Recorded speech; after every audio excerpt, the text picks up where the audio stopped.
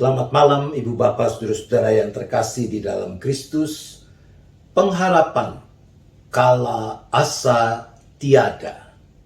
Itulah tema atau judul perenungan kita di dalam syafaat malam hari ini. Kita tahu di bawah kepemimpinan Adolf Hitler, Nazi Jerman membangun kamp konsentrasi di seluruh daerah taklukannya. Kamp konsentrasi Nazi pertama dibangun besar-besaran di Jerman setelah kebakaran Reichstag pada tahun 1933 dan ditujukan untuk menahan tahanan politik dan lawan dari rezim yang berkuasa. Kamp tersebut tumbuh pesat sepanjang tahun 1930-an karena lawan politik dan sekelompok rakyat dipenjarakan tanpa proses peradilan. Salah seorang penyintas, survivor, yang berhasil bertahan dan selamat melewati masa kesesakan di kamp konsentrasi dan menjadi terkenal serta menjadi berkat karena buku-buku yang ditulisnya, terutama buku yang berjudul Man's Search for Meaning atau Manusia Mencari Makna. Anda bisa menduga siapa dia? Dia adalah seorang psikiater bernama Viktor Frankl yang terkenal sebagai pelopor pendekatan logoterapi di dalam psikiatris. Pada musim gugur tahun 1943, Viktor, istri, dan kedua orang tuanya dideportasi ke kamp konsentrasi di Theresienstadt.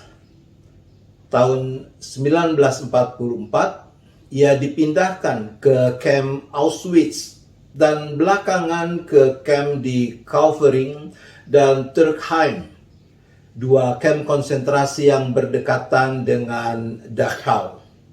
Dia dibebaskan pada tanggal 27 April tahun 1945 oleh tentara Amerika. Sementara kedua orang tuanya, saudara laki-lakinya, dan istrinya yang tengah hamil tewas di dalam kamp konsentrasi.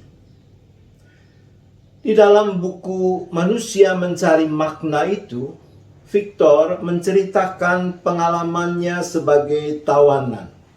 Tapi yang ditekankan di dalam buku itu bukan soal kengerian dan semua penderitaan yang membuat segalanya terasa suram. Di dalam keganasan dan kekejian kamp, Viktor, sang psikiater ini, dia belajar menemukan makna hidup.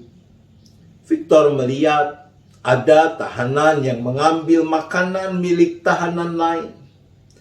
Ada tahanan-tahanan yang berebut mantel dari tahanan yang sedang sekarat dan yang sebagainya. Tapi dia juga melihat ada tahanan-tahanan yang berusaha menghibur sesama tahanan. Bahkan yang berbagi potongan roti terakhir dengan tahanan lain. Apapun bisa dirampas dari manusia, kecuali satu, kebebasan terakhir seorang manusia. Kebebasan untuk menentukan sikap dalam setiap keadaan. Kebebasan untuk memilih jalannya sendiri. Demikian apa yang ditulis oleh Viktor Frankl. Dia juga berkata begini, kurang tidur, kurang makanan, lingkungan kotor dan tekanan mental memang mendorong para tawanan bereaksi dengan cara-cara tertentu. Namun keputusan batinlah yang akhirnya menentukan akan menjadi manusia seperti apa tawanan tersebut kemudian. Ibu bapak saudara-saudara, itulah urusan pemaknaan hidup. Menurut Victor, kita tidak dapat menghindari penderitaan, tapi kita dapat memilih cara mengatasinya, menemukan makna di dalamnya, dan melangkah maju dengan tujuan baru. Victor menemukan bahwa para tawanan mampu melewati masa-masa sulit dan kritis karena mereka memelihara harapan dan punya alasan, punya tujuan yang diperjuangkan. Bahwa ada keluarga yang menanti mereka dan peran yang harus mereka kerjakan dalam kehidupan normal. Pandemi yang sedang dihadapi umat manusia menjadi masa sulit bagi banyak orang, khususnya di negara kita.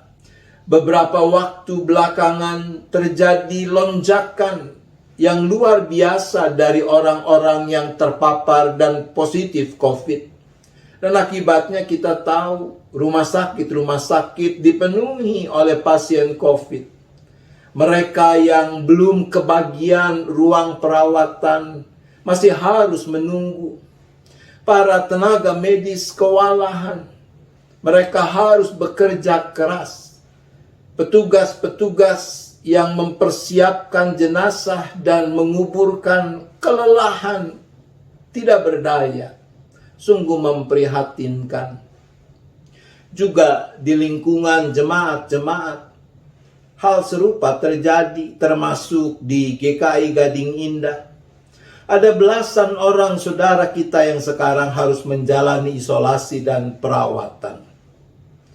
Viktor Frankl berdasarkan penelitiannya menegaskan bahwa paling tidak ada dua hal yang penting untuk kita rawat di tengah kesesakan yang sedang kita alami ini, yaitu bagaimana kita memaknai hidup ini dan pengharapan yang benar. Pemaknaan hidup yang benar akan membangkitkan pengharapan yang benar pula. Dan pengharapan itu akan memberikan kepada kita daya juang, daya tahan di tengah kesesakan yang terjadi. Kitab Habakuk pasal 3 ayat 17 sampai dengan ayat 19 mempersaksikan demikian.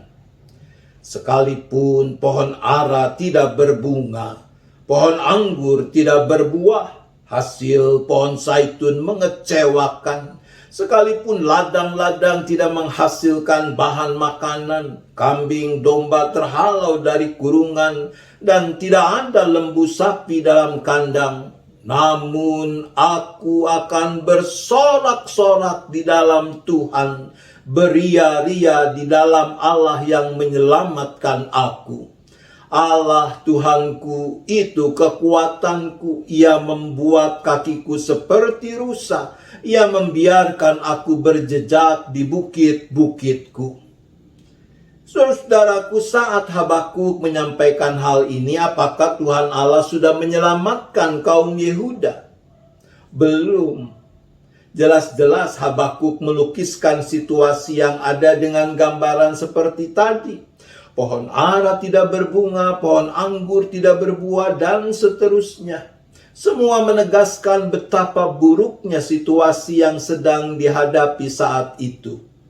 Sekali lagi, situasi yang menurut ukuran manusia tidak ada cahaya sedikit pun, yang ada cuma kegelapan.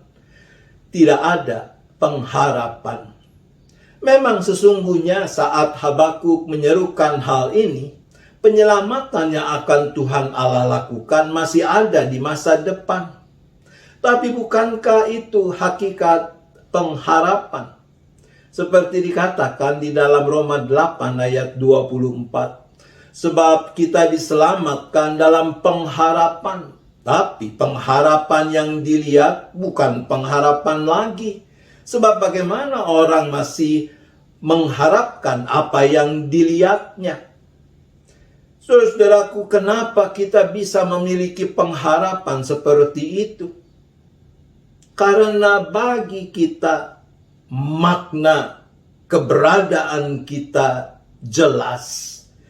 Bahwa kita adalah umat kepunyaan Allah sendiri. Supaya kita memberitakan perbuatan-perbuatan yang besar dari Dia yang telah memanggil kita keluar dari kegelapan kepada terangnya yang ajaib. Marilah kita menghidupi makna keberadaan kita itu.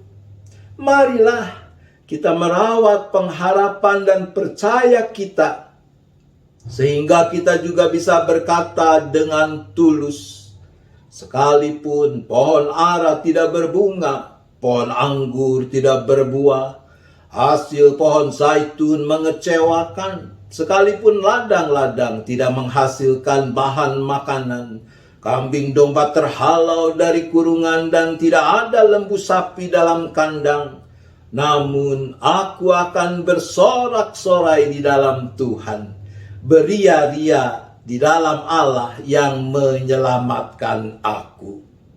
Tuhan menolong kita. Amin. Mari kita berdoa. Bapa di sorga, ketika kami memperhadapkan hidup kami pada kebenaran firman-Mu, ketika kami merenungkan apa yang terjadi di dalam kehidupan ini, maka kami mohon pengampunan-Mu kalau di sana sini kami suka lupa akan makna kehidupan dan keberadaan sebagai umat kepunyaan Allah, dan karena itu kami juga suka kehilangan pengharapan. Maka ya Tuhan, berilah kami kekuatan, hikmat, agar kami mau dan mampu merawat dan menghidupi makna diri selaku umat kepunyaan Allah dan pengharapan di dalam Allah. Dengan kerinduan seperti itulah ya Bapa, kami berdoa bagi keluarga-keluarga, bagi orang-orang yang sedang menghadapi pergumulan karena terpapar COVID-19, termasuk juga sekian banyak para anggota jemaat dan simpatisan GKI Gading Indah. Ya Bapa, apa yang dialami pasti bukan hal yang menyenangkan.